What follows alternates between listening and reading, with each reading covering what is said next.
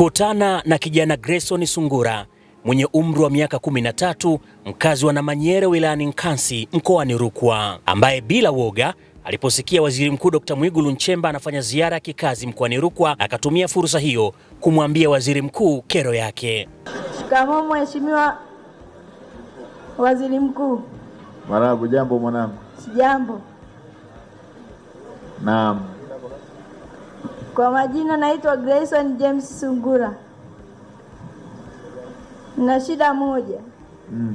Nilipomaliza darasa la 7 nilifaulu kwa wastani wa A zote, lakini shule niliyopangiwa sikuipenda. Umepangiwa shule gani na wewe unataka kusoma masomo gani? Ruiche. Unataka kusoma masomo gani? Science. Nataka kusoma science. Ndio. Haya, njoo uonane na naibu waziri wa elimu hapa anayesimamia TAMISEMI. Sasa mtazamaji, miezi mitatu baadaye tunafika nyumbani kwa familia ya mtoto huyu iliyopo Namanyere Nkasi mkoani Rukwa. Mtazamaji, huu ndio dogo Grayson ambaye amezungumza mbele ya Mheshimiwa Waziri Mkuu, mbele ya watu zaidi ya 3000. Hebu fikiria, ana umri wa miaka 13, amezungumza mbele ya Mheshimiwa Waziri Mkuu na kumwambia changamoto yake ambayo Mheshimiwa Waziri Mkuu akaitatua. Hivi tunavyozungumza, kuna habari njema kwamba amepangiwa shule ambayo aliipenda. Hii ndio familia yake.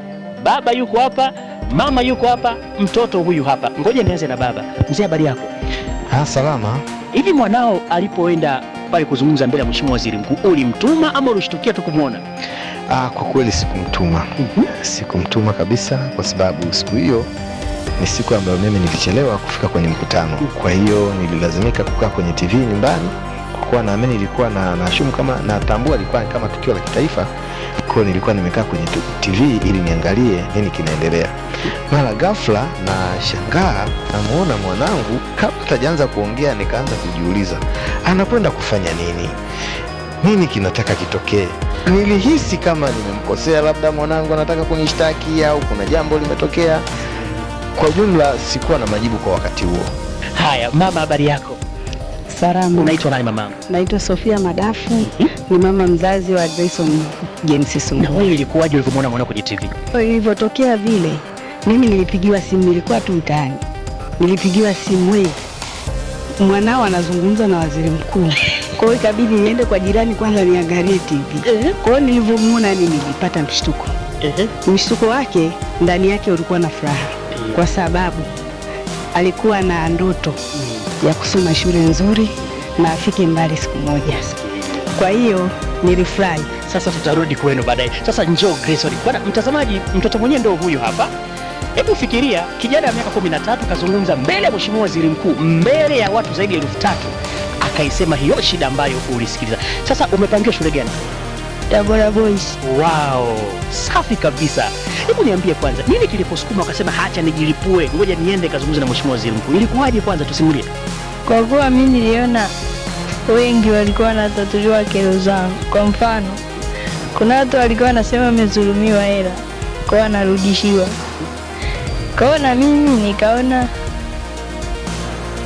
nikaona nikaiseme kero yangu hii na mimi nitatulie, niende shule ninayoipenda. Kwa kuwa shule walionipangia sikuipenda kulingana na wastani nilioupata. Safi. Unalipi la kumwambia Mheshimiwa Waziri Mkuu sasa kwa namna ambavyo alikusikiliza? Mimi nasema kwamba yeye ni mtu mzuri, kwa kuwa alivyonisikiliza hakudharau kero yangu, alifanyia kazi. Kwa hiyo nasema asante. Wow.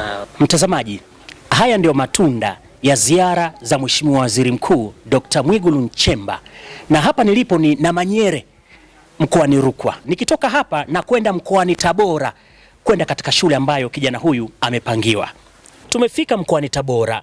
Je, kuna ukweli wowote kwamba kijana huyu amepokelewa katika shule ya sekondari ya wavulana ya Tabora? Kwanza tuifahamu shule hii. Ni shule ambayo viongozi mbalimbali wamesoma hapa, akiwemo hayati baba wa taifa Mwalimu Julius Kambarage Nyerere. Moja kwa moja tunafika katika shule hii na kupokelewa na mkuu wa shule hii Deogratius Ali Mwambuzi, ambaye anathibitisha kwamba wamempokea kijana huyo. Nikiri kabisa kwamba kuna mwanafunzi anaitwa Grayson James Sungula ambaye alipangiwa shule ya sekondari Rwiche.